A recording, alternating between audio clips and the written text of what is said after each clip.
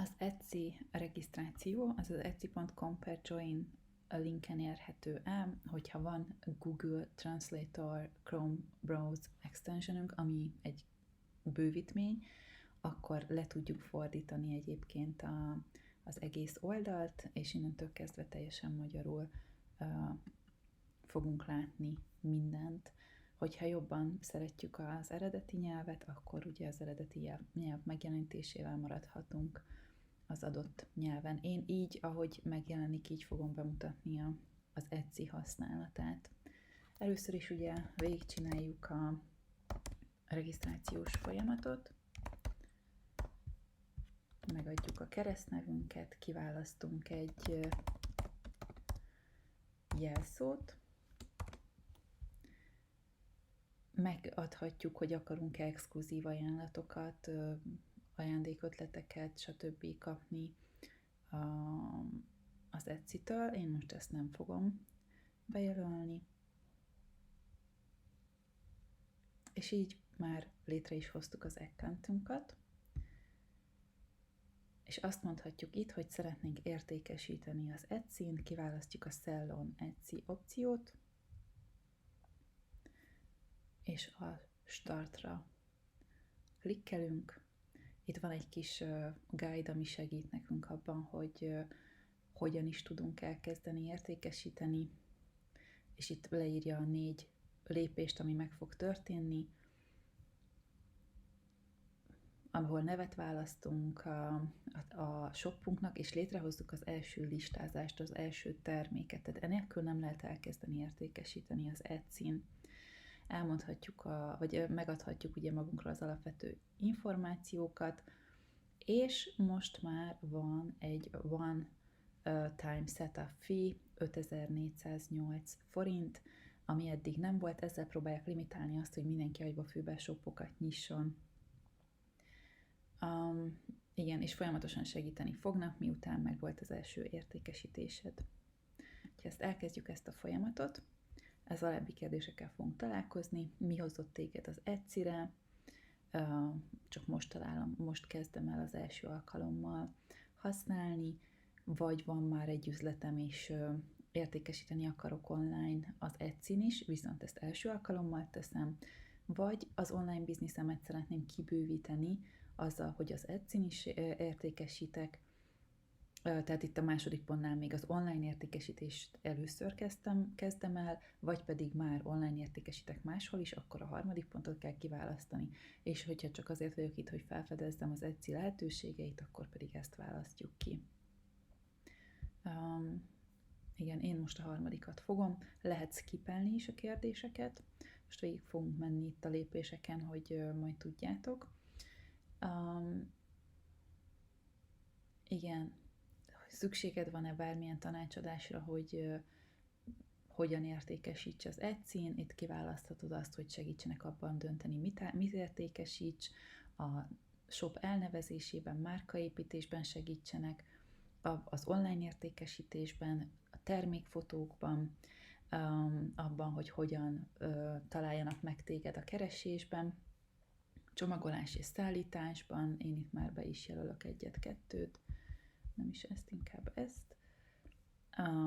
Hogyan árazzam a termékeimet, értsem meg a pénzügyi részét a történetnek és az Etsy díjakat, vagy hogy hogyan tudok meglévő listázásokat az Etsy-re feltenni, hogyan tudok új látogatókat szerezni, és hogyan tudok nemzetközileg értékesíteni. Mindent bejelölhetsz, amit szeretnél, ezek általában az Etsy Handbookban lévő anyagok lesznek, illetve ezekben fognak még több információt ők gyártani, vagy ezeket fogják neked elküldeni. És most fogjuk elkezdeni a shopnak a létrehozását. Először is megadhatod az alapnyelvét a shopodnak, ezek közül választhatsz. Ezt fogja, tehát ilyen nyelven kell leírnod a termékeket, és hogy ezt nem fogod tudni változtatni magadtól, ez csak is a supporton keresztül egy hosszabb procedúra kapcsán lehet változtatni, én egyszer megtettem, és annak elég sok feltétele is van. Úgyhogy ezt érdemes úgy kiválasztani, hogy te amerikai piacra vagy német piacra szeretnél, és érdemes azt a nyelvet elsődlegesnek tenni, lesz lehetőséged megadni utána az összes többi nyelvet is, illetve beállítani, hogy automatikusan fordítsa a shopodban a termékeket. Most az angolt választom ki. A shop country, az pedig Magyarország van itt megadva. Ezt azért kell megadni, mert ez szerint fognak téged bekategorizálni, tehát akkor leszel lokál az Etsy vásárlóknak, hogyha ugyanabban az országban vagytok. Tehát én amikor mondjuk Németországból eljöttem Magyarországra, már nem jelenítettem meg nekik a termékeimnél, hogy lokál vagyok, és ezt észre is vettem az értékesítésben, de ezt érdemes tudni, hogy a németek nagyon-nagyon szeretnek ugye a saját országukba, a saját shoppoktól vásárolni, tehát ez attól is függ, hogy mit értékesítesz, mert például régiségek esetén lehetnek olyan európai, vagy francia, vagy bármilyen érdekes régiségek, vagy egy-egy darabok, ahol ez egyáltalán nem számít. Itt inkább a ajándéktárgyak esetében fontos ez, amit ajándékba vásárolnak, hogy mindenképpen helyi legyen, vagy olyan handmade és kézműves, tehát igazából én is a handmade termékeimmel jelentem itt meg ugye először. Kiválaszthatod a currency-t, ez az ár, amit ugye mutatni fog az Etsy, tehát mikor te megadod a termékárát, azt vagy euróban adod meg, vagy dollárban adod meg, vagy egyéb pénznemben adod meg. A felhasználók ezt mindig a saját pénznemükben fogják látni, tehát hiába te eurót használsz, azt te adod meg, de ők azt fogják lenni, hogy nekik ez mennyibe kerül.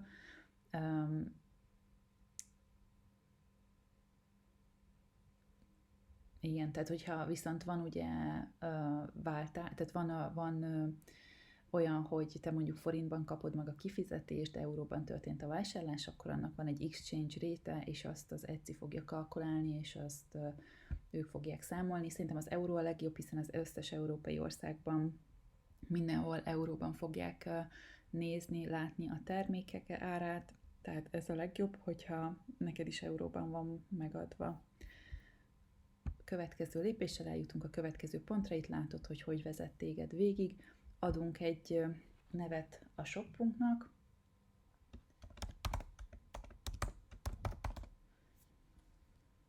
Mutatja ugye nekünk, hogy létezik-e már olyan, ezt már valaki használja, lehet, hogy pont én, és akkor választunk egy másikat a javaslatok közül. Nem lehetnek ugye speciális karakterek, és 420 karakter között kell lennie. Folytatjuk, és eljutunk oda, hogy fel kell töltenünk az első termékünket. Ezt fotó nélkül nem lehet, tehát ezt az egész folyamatot úgy érdemes elkezdeni, hogy már rendelkezünk termék adattal, és itt most a termékfeltöltést teljesen nem fogom bemutatni, ezt egy külön videóban fogom bemutatni.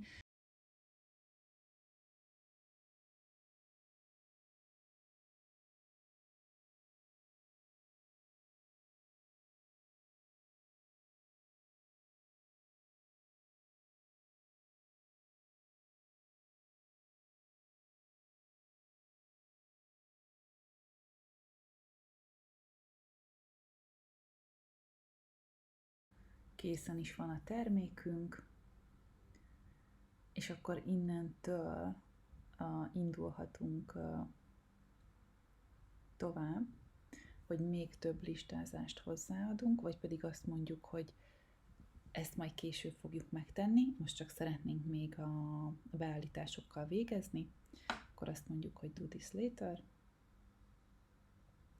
és itt fel kell tölteni vagy ki kell tölteni, hogy szeretnél fizetést kapni. Egyrészt ki kell, hogy válaszd az országodat, ami Magyarország.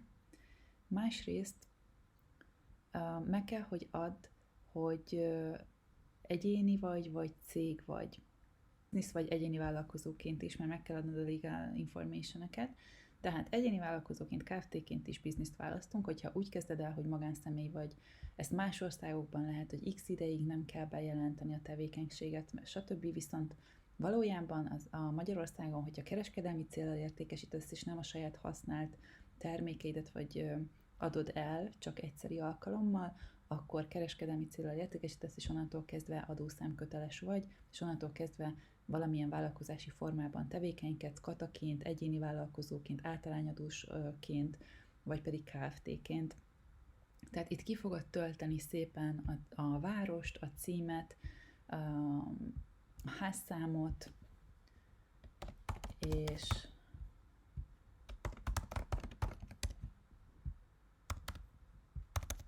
haladunk tovább. A telefonszám opcionális, itt a legálinfokhoz ez nem szükség. Úgy kell megadni a nevet, ahogyan a Kis István, és mögébe kell írni azt, hogy egyéni vállalkozó, és így lesz helyes, mert a bankszámla számon, a bankszámla kivonaton is így fog szerepelni, úgyhogy ez nagyon fontos.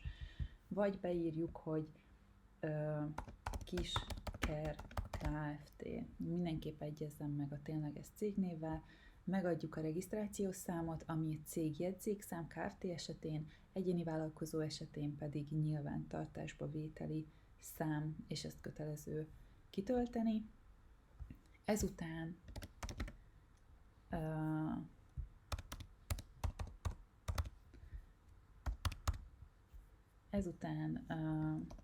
kitöltjük a személyes adatokat. Itt már a te saját úgymond szállítási címedet, itt majd választhatod, hogy ez lesz ugye a visszaküldési cím is később, tehát itt már a saját címedet kell megadni.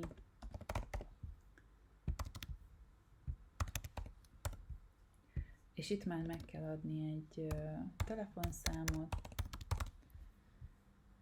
majd pedig a születési adataidat, ami pedig azért fontos, mert ugye 18 évesnek el kell, hogy múlj ahhoz, hogy egyáltalán tudj jelentkezni, és egyébként nem ennyi vagyok. Megadhatsz más tulajdonosokat, tehát itt akár akárki más, aki ténylegesen cégtulajdonos, tehát papírokkal is majd lehet ezt igazolni, őt ide fel lehet venni, és itt le is írja, hogy minimum 25%-os részesedése van valaki másnak, akkor itt őt fel lehet venni. Hogyha az elmúlt 6 hónapban, vagy az elmúlt 10 évben éltünk Kubában, Iránban, Észak-Koreában, Szíriában, és egyéb ugye Donetszki területen, Luhanszk területen, nem éltünk ilyen helyeken, és meg kell adni a banki információkat. Itt azt írja, hogy not to get all matchy-matchy, tehát nem kell mindennek fitten stimmelnie, de a névnek a bankszámlaszámhoz kapcsolódó névnek pontosan ugyanannak kell lennie, mint a legal entity-nek. Tehát ezért mondom, hogy ha itt Kisker Kft. Van, Kisker Kft.-re kell, hogy szóljon a bank neve, hogyha egyéni vállalkozó van, ugyanúgy kiírva, úgy kell, hogyha a bank úgy használta, hogy EV, akkor úgy kell megadni a legálnál is, és úgy kell megadni itt is. Ez nagyon-nagyon fontos lesz. Save and Continue-ra klikkelünk, és elérkezünk az ID verifikációhoz, amikor is fel kell töltenünk egy dokumentumot, amivel igazoljuk magunkat. Ennek az ID-nak a saját hazánknak a kiállított személyazonosító igazolványa kell, hogy legyen, ezen láthatónak kell lennie a nevünknek, a születésünknek, a lejárati dátumnak. Validnak kell lennie, tehát nem lehet olyat, hogy már lejárt, és ugyanazzal a névvel kell legyen kiállítva, mint ami a banknál szerepel itt. Nem számít az, hogy oda van írva, hogy egyéni vállalkozó, mert értelemszerűen egy ID nem fog szerepelni az egyéni vállalkozó, de a név, ékezetekkel minden ugyanannak kell lennie.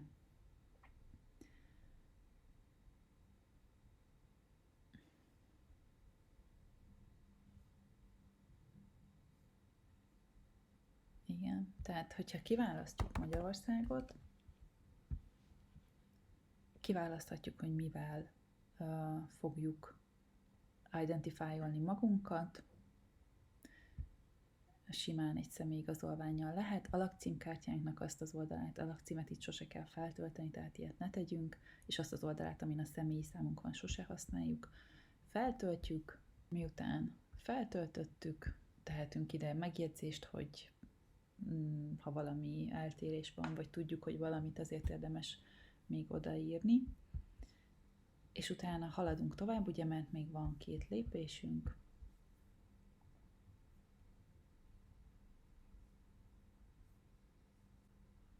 És egyúttal látjátok, hogy egyébként kaptatok egy e-mailt, amit jóvá kell hagyni, és ezt is meg kell tenni. Ki is írja, hogy már is jóvá hagyta az e-mail címet, úgyhogy ez szuper. Visszatérünk ide. Igen, először rákattintunk a mentésre, és akkor így tudunk utána tovább haladni a következő pontra. A következő rész, hogy megadjuk, hogy hogyan szeretnénk, hogy kifizetéseket kapjunk. Meg lehet adni, hogy havonta egyszer, minden második héten, hetente egyszer, vagy pedig minden nap.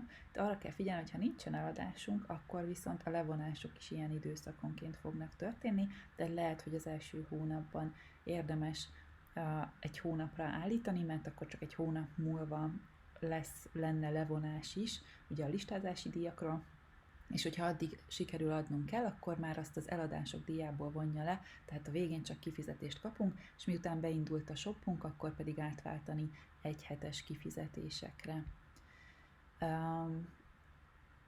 Itt vannak, hogy milyen fizetési módok lehetségesek, itt tudjuk a banki adatokat megadni, módosítottuk, igen, itt lehet frissíteni, hogyha mégse jutottunk meg, ez igazából az volt, hogyha itt látjuk már kiírva, hogy hova fog történni a kifizetés, akkor nem kell az update-re kattintani, csak akkor, hogyha frissíteni szeretnénk. Ha ez rendben van, akkor tovább megyünk, és akkor itt van még egy beállítási opció, ahol megadhatjuk azt a kártyaszámot, amit ő terhelhet abban az időszakban, tehát vagy havonta, vagy hetente, hogyha nem történt elég értékesítés, és ki kell, hogy fizess neki összegeket, valamint mivel ugye bevezették a one-time setup fee-t, ezért ezt a 13 eurót már most jóvá kell hagyni, tehát ki kell fizetni ahhoz, hogy elkezdhessünk értékesíteni. Úgyhogy itt megadjuk a bankkártya adatainkat, a számlázási címünket, és a VAT ID-t is meg kell adni, hogyha ezzel szereplünk, ugye így fogja akkor a számlát ennek megfelelően kiállítani. És akkor így tudjuk majd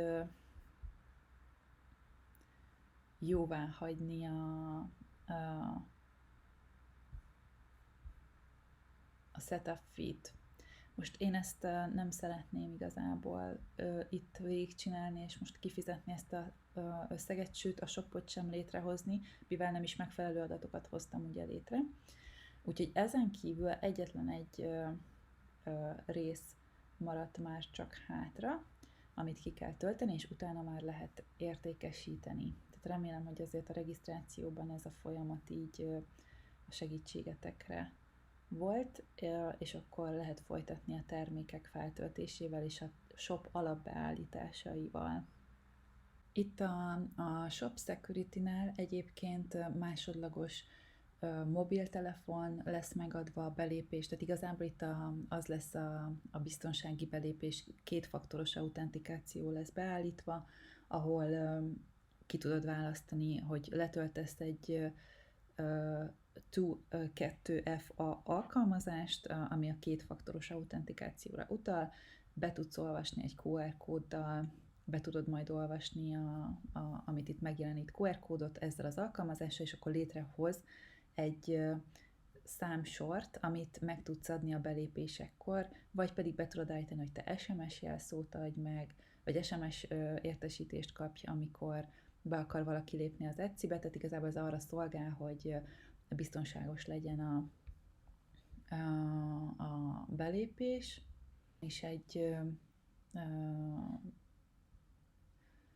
leírás arra vonatkozóan, hogy ugye hogyan tudunk egy biztonságos jelszót megadni, és hogyan tudjuk a kétfaktoros autentikációt beállítani. Ez lehet egy hívás, lehet egy text verifikáció, ugye ez telefonon történik, vagy egy autentikátor alkalmazást tudunk használni, és lesznek backup kódok, amiket le tudunk tölteni, és hogyha bármikor nem tudunk ezek egyikével sem belépni, akkor ezekkel a backup kódokkal fogunk tudni belépni. Úgyhogy ez az, amit be fogunk tudni állítani az utolsó lépésként, de szerintem az már menni fog.